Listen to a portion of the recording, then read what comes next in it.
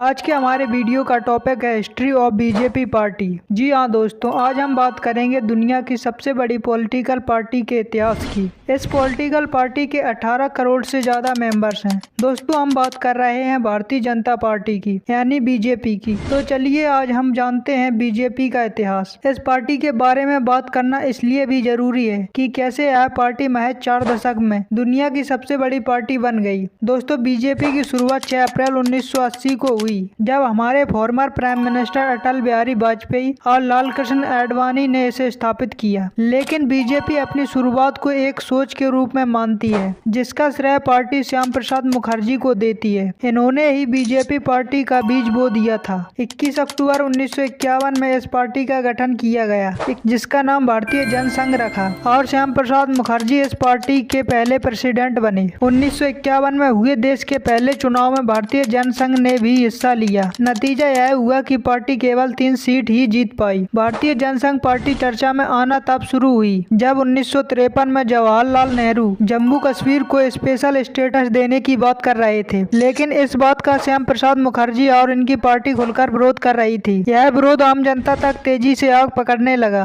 तब सरकार ने जनसंघ के कई कार्यकर्ताओं को जेल में बंद कर दिया। इसी बीच 23 जून 1953 को किसी रहस्यमयी घटना के चलते भारतीय जनसंघ पार्टी अपनी सबसे अच्छे नेता श्याम प्रसाद मुखर्जी को खो देती है। इनके बाद इस पार्टी की पूरी जिम्मेदारी मुरली चंद शर्मा के ऊपर आ जाती है। अगला चुनाव 1957 में होता है, जिसमें कुल 494 सीटें थीं। इसमें भी जनसंघ खास नहीं कर पाती है। जनसंघ महज 4 सीटें ही जीत पाई। लेकिन 1960 के शुरुआत में एक बार फिर जनसंघ पार्टी चर्चा में आई, जब उन्होंने देश भर में गौ हत्या को लेकर आंदोलन शुरू किया। 1967 में लोकसभा चुनाव फिर से हुए। इस समय जनसंघ पार्टी को दीनदयाल उपाध्याय जैसे नेता मिले, जिनकी वजह से पार्टी मध्य प्रदेश, उत्तर प्रदेश और हरियाणा में 35 सीटें जीतकर देश की दूसरी सबसे बड़ी पॉलिटिकल पार्टी बन जाती है। जब 1975 में इंदिरा गांधी ने इमरजेंसी लगाया तो उन्होंने जनसंघ के कई नेताओं को जेल में बंद कर दिया। अब इस समय जनसंघ पार्टी को लगने लगा था कि इंडियन नेशनल कांग्रेस जैसी बड़ी पार्टी को ऐसे तो हराना मुश्किल है।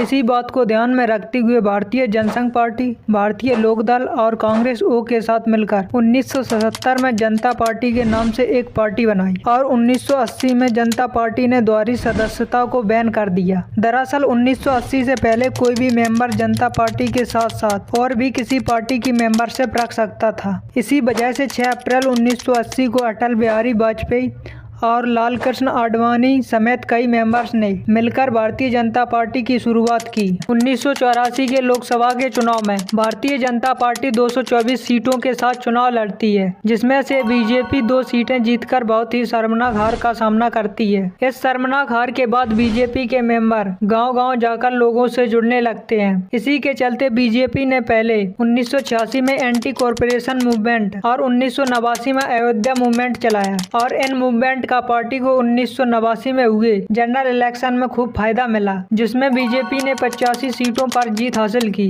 और बीपी मेनन की जनता दल पार्टी के साथ केंद्र में सरकार बनाई। इसी के साथ सितंबर 1990 में लाल कृष्ण आडवाणी ने सोमनाथ से अयोध्या तक राम रथ यात्रा निकाली और फायदा पार्टी को 1991 में हुए लोकसभा चुनाव में साफ दिखाई दिया। पार्टी ने 135 सीटें जीती और इसी के साथ बीजेपी नेशनल पार्टी के रूप में उभर के आने लगी। उत्तर प्रदेश, हिमाचल प्रदेश, मध्य प्रदेश, राजस्थान और दिल्ली जैसे प्रदेशों पर अपनी अच्छी पकड़ बना ली थी। 1996 के जनरल इलेक्शन में बीजेपी ने 161 सीटें जीती और अटल बिहारी वाजपेयी के नेतृत्व में सरकार बनाई, लेकिन यह सरकार 13 दिन में ही गिर गई। इसके बाद 1998 में जनरल इलेक्शन होते हैं, जिसमें बीजेपी ने समता पार्टी, श्रोमणी अकाली दल, शिवसेना, AIADMK और बीजू जनता दल के साथ मिलकर NDA नाम से एक गठन बनाया, जिससे अटल बिहारी वाजपेयी दूसरी बार देश के प्रधानमंत्री बने। लेकिन AIADMK के पार्टी छोड़ने की वजह से 13 महीनों में ही सरकार फिर से गिर गई। 1999 में एक बार फिर से जनरल इलेक्शन हुए, जहां NDA ने बिना AIADMK के साथ चुनाव लड़ा, जिसमें 303 सीटों से भारी बहुमत के साथ जीत हासिल की और अटल बिहारी वाजपेयी देश के प्रधानमंत्री बने। इसके बाद 2004 और 2009 में हुए चुनावों में बीजेपी को हार का सामना करना पड़ा और दोनों ही कांग्रेस की सरकार बनी। लेकिन साथ ही 2014 में बीजेपी के के अच्छे दिन फिर से आए और पार्टी को नरेंद्र मोदी के रूप में एक चमत्कारी नेता मिला। पार्टी ने 2014 और 2019 में दोनों ही बार उम्मीद से बढ़कर फुल मेजोरिटी के साथ जीत हासिल की। पिछले 4 दशक में बीजेपी ने खुद को किस तरह बदला, इस बात का अंदाजा इन आंकड़ों से लगाया जा सकता है। 1981 में बीजेपी के पास 148 एमएलए मेंबर थे, वहीं अब 1296 एमएलए हैं। और वहीं सन 1984 में बीजेपी के पास 2 मेंबर ऑफ पार्लियामेंट थे और अब 303 हैं। और 1984 के चुनाव में बीजेपी को 1 करोड़ 19 लाख वोट मिले थे, लेकिन 2019 में 22 करोड़ से भी ज्यादा वोट के साथ जीत हासिल की थी। तो इस बार फिर चुनाव होने जा रहे हैं। आपको क्या लगता है, क्या इस बार फिर से बीजेपी अपनी सरकार बना पाएगी या फिर देश किसी और के हाथों में जाएगा? आपको क्या लगता है, अपनी राय कमेंट सेक्शन में जरूर दें। वीडियो देखने के लिए बहुत बहुत धन्यवाद। अगर आपको मेरे द्वारा दी गई जानकारी सही लगी हो तो वीडियो को लाइक कीजिए और चैनल को सब्सक्राइब कीजिए। चलिए मिलते हैं अगले वीडियो में, तब तक के लिए जय हिंद।